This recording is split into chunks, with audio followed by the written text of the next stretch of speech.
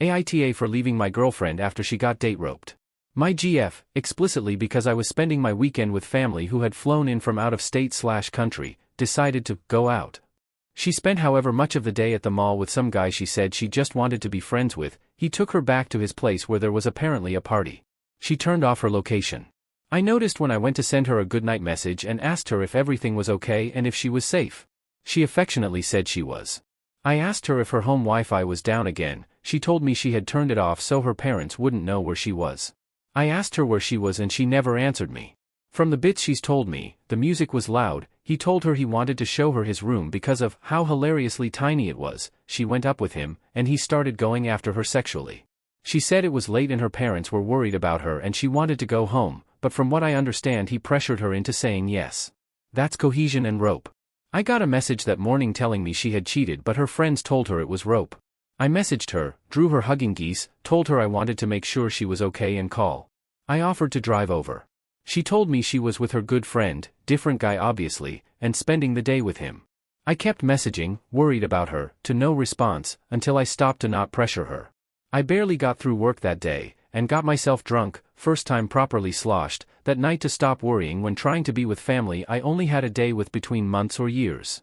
She called me when I was drunk and asked me to come over, offered to Uber me over, told me she needed me. I told her I was drunk and couldn't be there. I had also promised my family members not to talk to her if they let me at the hard whiskey. She called me and I was apparently asking too many questions and told me to just spend the next day with family. The next day while I was with family, she begged me to come over. By that point I was already talking to family, including my sister, who was abused, including roped by her ex, trying to understand. They all told me she breached my trust. In all fairness, they're biased because they feel she's abusive. In a previous AITA post, all responses told me I was being abused, if they believed the story at all. I broke up with her then, but she told me she needed me to sit next to her that night or she wouldn't be able to finish her take-home midterm. She aced it while I worked right next to her.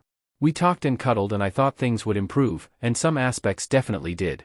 My sister told me breaking up with her then comforting her would just lead me back into the cycle and hurt her too. And I thought through all the stories I had hidden from them and my friends of how she did me wrong, and I yelled at them that they were wrong, and I just slid down onto the ground, and wrote this message. You did not deserve to be roped. What he did was awful and it is never your fault. But, you went up to his room alone with him after you two spent however much of the day together. You made fun of me for how oblivious I was at the start, but even I would have caught that. You didn't tell him about me because you didn't want to ruin his opinion by being too complicated. You can say, my boyfriend is worried about me, without explaining our entire relationship. You could make it clear you were taken, but you didn't when you have actively complained to me about how men often only befriend women for sex. And again, none of that excuses rope and I am so sorry that happened to you. But that doesn't change that you cheated on me, not physically but emotionally. My family doesn't know so many of the other cheating adjacent things either. And so many friends are telling me the exact same thing. When you called me I melted at your voice and forgot it all. But our relationship died when you walked into that room. It should have died when you refused full exclusivity, and it should have died when you kissed that guy on our break. If I go over there now I will be betraying my sister, and other relatives, when I promised so many times I wouldn't leave her again. And besides, there's nothing I as your ex can possibly do to genuinely support you right now, especially with how shattered my trust is. I'm sorry I made a promise to you I couldn't keep. You were right. Your trauma is valid, and if you need to, please talk to a professional at the Sexual Assault Hotline. 1-800-656-4673. Thank you for the lessons, the fun, your amazing cooking, and the geese, and poodle, ex-relationship code word meaning 100% sincerely, wish you the very best. Goodbye. I don't think we should stay in contact, even though it burns me inside to say this. I'll send you your stuff, including replacement Tupperware, and I'll figure out with someone to grab my stuff too. Update. So, something like 2 months ago, I made a post here.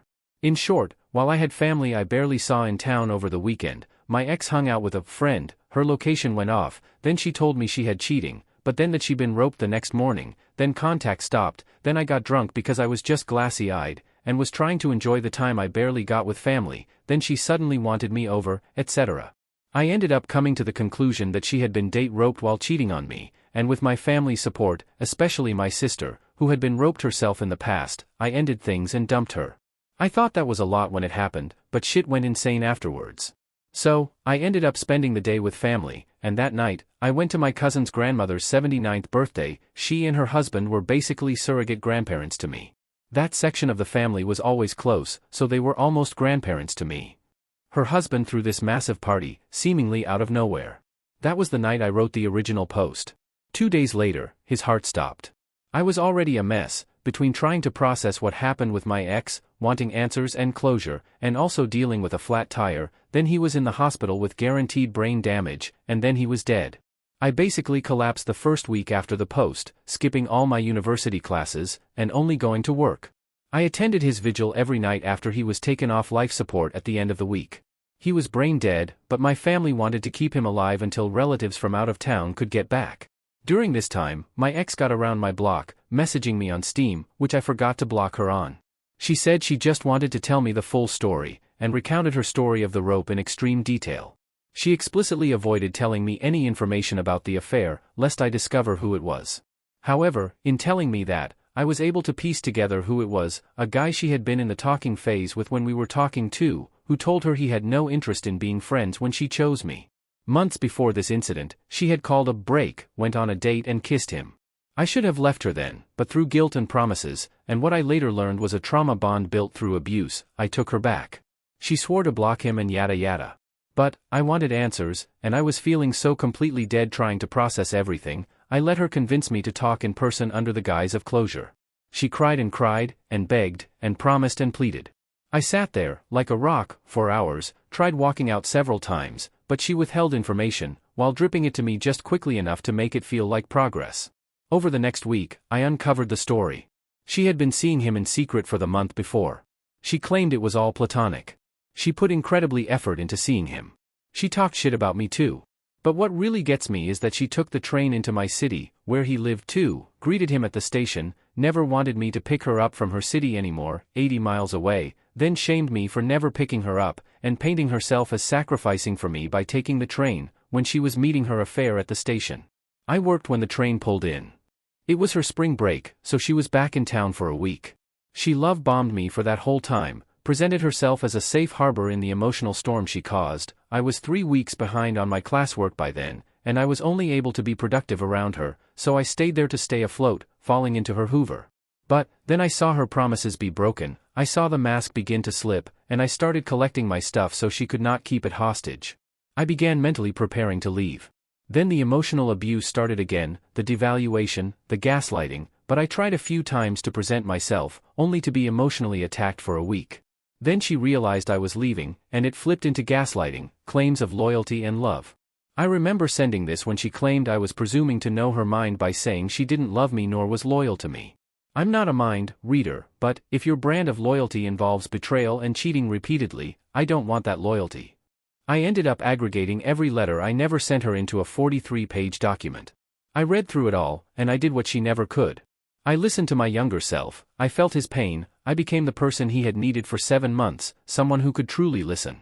I supported him, I proved to myself that I could love myself, and that I was enough. That was what gave me closure, myself, not her. Closure never comes from another person, only from you. Then I cut contact, more thoroughly that time. NC will be a month in 3 days. She tried contacting me by using my phone number at CVS to send me a receipt, adding my on chess.com, and reacting to my Duolingo streak, but I just kept going.